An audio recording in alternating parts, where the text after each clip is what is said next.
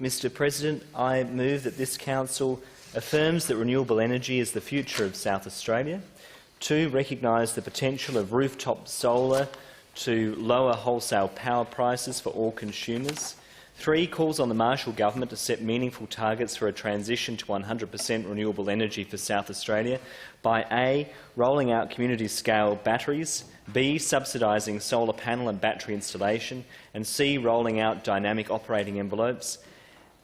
And 4. Calls on the Marshall Government to block a ruling by the Australian Energy Market Commission that allows networks to charge solar customers fees for exporting solar energy to the grid. Is that seconded? It's been seconded. The Honourable Sims. Thank you, Mr President. Back in August, the Australian Energy Market Commission ruled that distribution networks can now charge fees to solar homes and businesses to export their electricity.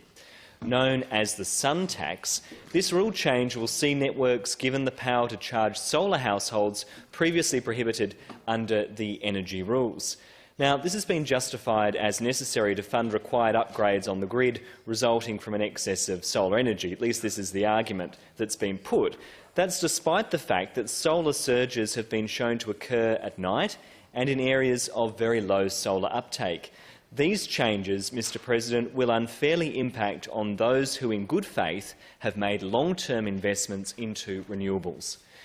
We know that energy networks make significant profits. So why is it that the cost burdens of future-proofing the network is being passed on to a solar household, those who are already leading the way in trying to reduce their carbon footprint?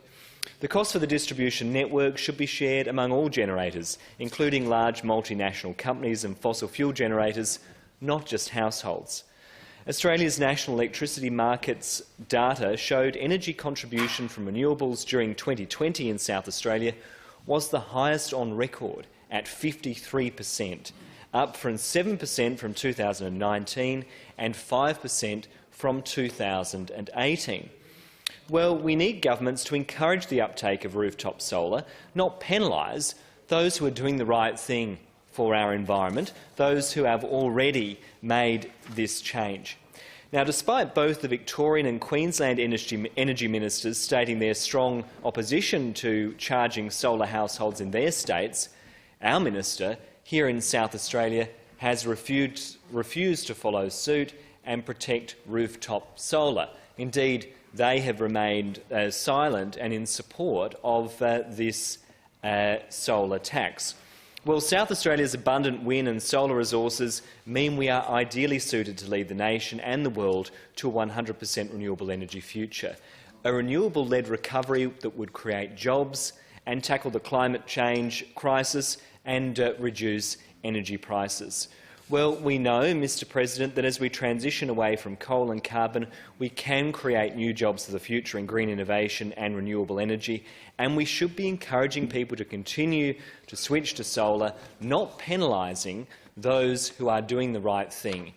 And so, Mr President, I do hope that members of this place will support this motion and send the Marshall Government a clear message that they should be supporting those who are supporting our environment, and they should be doing everything they can to reject this unfair solar tax. Thank you.